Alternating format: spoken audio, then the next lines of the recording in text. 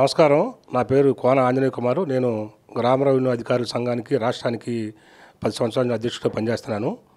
ఈరోజు ముఖ్యంగా ఏదైతే ఎంప్లాయీస్కి అన్యాయం చేసి ఎంప్లాయీస్ కుటుంబాల్లో విషాదాన్ని నింపి గత ప్రభుత్వం చేసిన దానికి ఉద్యోగస్తులందరూ వారి కుటుంబ సభ్యులందరూ కూడా ఈ రాష్ట్రంలో ఉన్నటువంటి 16 లక్షల ఉద్యోగ ఉపాధ్యాయ కార్మిక పెన్షనర్లు అందరూ కూడా ఈ ప్రభుత్వానికి వ్యతిరేకంగా ఓట్లు వేయటం జరిగింది. ఇది 100% వాస్తవం. ఇది ఎవరిని చెప్పినా మాట వరుస చెప్పడం కాదు. కానీ ఉద్యోగస్తులు ముందుగా గత పీఆర్సీ లేదు, ఈ పీఆర్సీ లేదు.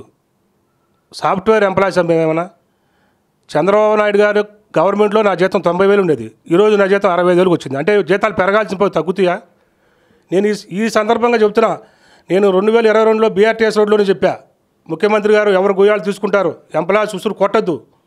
ఈసారి మరి పోస్టల్ బ్యాలెట్ చూశారు మీరు, 5.5 లక్షల మంది ఉద్యోగస్తులు ఉంటారు. వారందరూ కూడా ఏకదాటిపై ఒక 20% తప్ప మిగతా 80% ఎంప్లాయీస్ అందరూ వారి కుటుంబ సభ్యులందరూ కూడా ఎన్డీఏ కూటమికి ఓటేసి గెలిపించడం జరిగింది. ఈ సందర్భంగా తెలియజేస్తున్నా, దయచేసి రాబో ప్రభుత్వాలు కూడా ఎంప్లాయీస్ని దృష్టిలో పెట్టుకుని వారికి కూడా న్యాయం చేయండి. ప్రజలకు ఏ రకంగా అయితే మీరు న్యాయం చేస్తారో ఉద్యోగస్తులు కూడా న్యాయం చేయాలి. కన్నతల్లి కూడెట్టిన పినతల్లికి పట్టుచీర పెట్టిన సందర్భంగా మీరు ఇంట్లో కుటుంబ సభ్యులకు మీరు చేయరు. కానీ మీ దగ్గర పనిచేసే మీరు పెట్టిన పథకాలన్నీ ప్రజల వద్ద తీసుకెళ్లేది ఎవరు? అటెండర్ దగ్గర నుంచి ఐఏఎస్ ఆఫీసర్ వరకు వాళ్ళు చెప్తే కిందంతా నడుస్తుంది. మరి అలాంటి సందర్భంలో మీరు గత పీఆర్సీ 11వ పీఆర్సీని తొక్కిపెట్టేసి ఆ పీఆర్సీ సంగతి పక్కన పెట్టేసి తీసేసి మళ్ళీ 12వ పీఆర్సీని కూడా మీరు వేయకుండా వెళ్ళిపోయారు. ఎప్పుడన్నా ఉందా? మీ ఇంట్లో డబ్బులు ఇస్తున్నారా? ప్రభుత్వం డబ్బు, ప్రజల డబ్బు. మేము ప్రజల కోసం పనిచేస్తున్నాం. దయచేసి వచ్చిన ప్రభుత్వానికి చంద్రబాబు నాయుడు గారికి, పవన్ కళ్యాణ్ గారికి, పురంధరేశ్వరి గారికి మాకు శుభాభినందనలు, కంగ్రాచులేషన్ చెప్తున్నాం. ఈ సందర్భంగా దయచేసి అర్థం చేసుకోండి ఉద్యోగస్తుల్ని.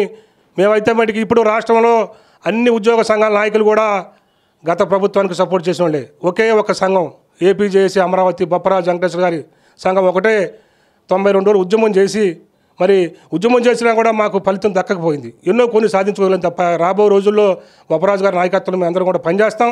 ఈ సందర్భంగా నూతన ప్రభుత్వానికి అభినందనలు, శుభాకాంక్షలు తెలియజేస్తున్నాం. నమస్తే ఫ్రెండ్స్, నేను మీ రూపిణి. మీ అందరూ చాణక్య ఛానల్లో వీడియోస్ చూస్తున్నారు కానీ వాటికి లైక్ చేయట్లేదు అండ్ సబ్స్క్రైబ్ చేయడం మర్చిపోతున్నారు. మీరు కనుక చాణక్య ఛానల్కి సబ్స్క్రైబ్ చేస్తే మాకు ఇంకా మంచి వీడియోస్ని, న్యూసెస్ని చేయడానికి మాకు మోటివేషన్ ఉంటుంది.